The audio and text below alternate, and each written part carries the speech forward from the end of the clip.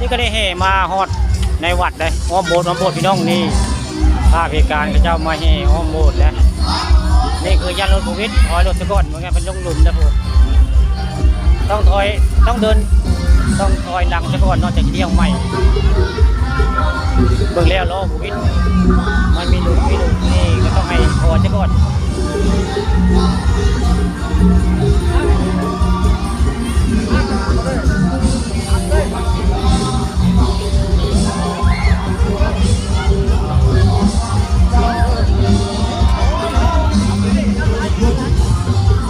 เจ้าเนี่ยนำแล้วจะโควิดเหมือนกันนี่ก็ยังลุ้นอยู่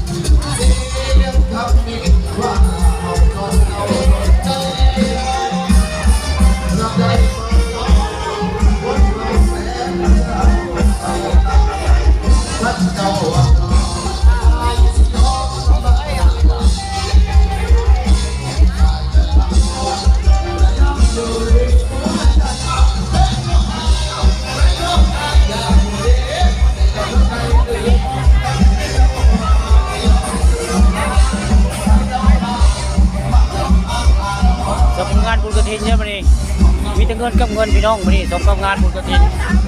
บ้านนางกับแก่ได้เงินมีแต่เงินกับเงินเรียนอะไรมีแต่เงินกับเงินพี่น้องงานบุญกฐินวันนี้มีแต่เงินกับเงินมาให้อ้อมโบสถ์บ้านกับนางกับแก่แล้วนี่